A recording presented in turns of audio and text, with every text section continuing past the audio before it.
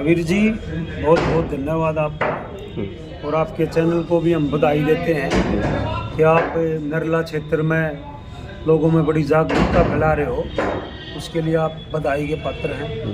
देखिए, जो ये हमारी यात्रा है, ये एक संदेश है लोगों को जी कि आम आदमी पार्टी जितने वादे करके आई थी कि हम दिल्ली में इतना काम करेंगे, यमुना सफाई हो, कूड़े के ढेर हों, गली मोहल्ले की सफाई व्यवस्था हो और सड़कों पर गड्ढे हों। कल मैं केजरीवाल जी का एक इंटरव्यू देख रहा था संदीप चौधरी के साथ, तो केजरीवाल जी ने खुद स्वीकारा है कि यमुना की सफाई और ये कूड़े के ढेर और 2-3 कामों में हम असफल रहे हैं। तो दिल्ली का मुख्यमंत्री जब ये बात स्वीकार लेता है कि हम दिल्ली का विकास कराने में असफल रहे हैं, तो निश्चित तौर पे हमें ये है कि जो हमारा कांग्रेस का वोट बैलेंस हमसे छिड़ककर इसके पास गया था, तो हमारी यात्रा से भी और हमारे जो अध्यक्ष बने हैं बड़े भाई हमारे देवेंद्र यादव, उनकी मेहनत को देखते हुए हमें पूरी उम्मीद है कि आज हम इस धरातल पर खड़े हैं कि हम बड़ी मजबूती के साथ इलेक्शन लड़ेंगे दिल्ली में जी। हमारा इलेक्शन, कोई आदमी इस गलतफहमी में बिल्कुल न रहे कि कांग्रेस पार्टी डाउन है। इतनी जागरूकता है लोगों में, 1 महीने से जो हमारी न्याय यात्रा चल रही है, और राहुल जी ने जो कश्मीर से लेकर कन्याकुमारी तक 4000 किलोमीटर की यात्रा कर दी, और जो ये भी पक्ष कहता था कि ये तो चांदी के चम्मच में पैदा हुआ है, उस शख्स ने ये करके दिखा दिया कि 0 डिग्री टेम्परेचर से नीचे एक टी-शर्ट में 4500 किलोमीटर चलना एक इतिहास में रिकॉर्ड बना दिया उसने। या तो कभी महात्मा गांधी का आंदोलन हुआ था देश में जिसने जागरूकता लाई थी, या राहुल जी के नेतृत्व में भारत जोड़ो यात्रा।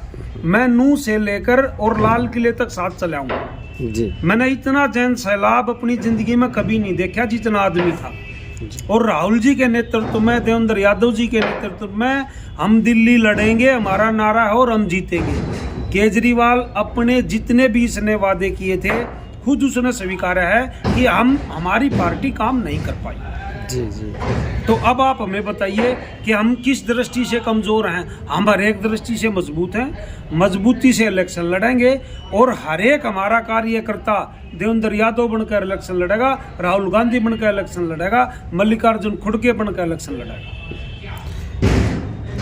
श्याम सुंदर जी, अगर पार्टी आपको मौका देती है सेवा करने का और जनता का आशीर्वाद मिल जाता है, तो ऐसी क्या प्राथमिकता रहेगी आपकी, जो सबसे पहले आप ये चाहेंगे कि मैं समस्या सबसे पहली है जो कि नरेला की जो बहुत गंभीर रूप ले चुकी है जी, कोई समस्या है जो इसको आप दूर करने का विचार करेंगे? देखो, समस्याएं तो महावीर जी इतनी है कि समस्याओं पर तो किताब लिखी जा सकती है जी। लेकिन मेन समस्या जो मैं नरेला की मानता हूँ, सबसे बड़ी समस्या मैं मानता हूँ कि नरेला में बहादुरगढ़ जैसे शहर में 10 मेट्रो आ गई, तो यहाँ 10 साल पहले एक तो मेट्रो आ जानी चाहिए थी। एक हमारे ये जो हॉस्पिटल हैं इनमें सुविधाओं का भी अभाव है, और जो नरेला में जाम लगता है ना, इससे भी जनता परेशान है। और सफाई व्यवस्था, बारिश का पानी, सड़कें, नाले हर एक जगह से टूटी हुई हैं।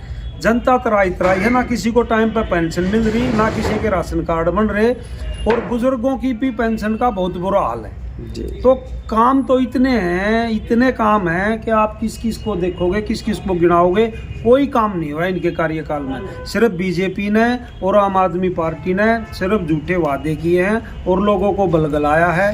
हाँ, इतना जरूर था कि हमारी पार्टी कुछ थोड़ी सी कमज़ोर हुई थी, हम मानते हैं, लेकिन अब हम पूर्ण रूप से हर तरीके से इलेक्शन लड़ने को तैयार है और सक्षम है। बहुत बहुत धन्यवाद। और रही पार्टी की बात, पार्टी जिस भी कैंडिडेट को टिकट देगी जी जी जी, और जो भी कांग्रेस का अच्छा कैंडिडेट आएगा वो लोगों में भी और पार्टी में भी अच्छा नेतृत्व रखेगा, लोगों की सुनवाई करेगा, जनमानस के अधिकार के और कांग्रेस की विचारधारा लेकर अपनी लड़ाई लड़ेगा, और हम लोगों के बीच में रहकर जनता की सेवा करेंगे। कांग्रेस पार्टी का ये निर्देश है, हम गरीब, मजदूर और पिछड़े वर्ग के साथ हैं। बाबा साहब संविधान के बचाने के हम साथ हैं, और राहुल जी के नेतृत्व में, खड़गे जी के नेतृत्व में, देवेंद्र यादव जी के नेतृत्व में कांग्रेस पार्टी बड़े मजबूत तरीके से इलेक्शन लड़ेगी। जी जी, बहुत बहुत श्याम सिंह धन्यवाद आपका।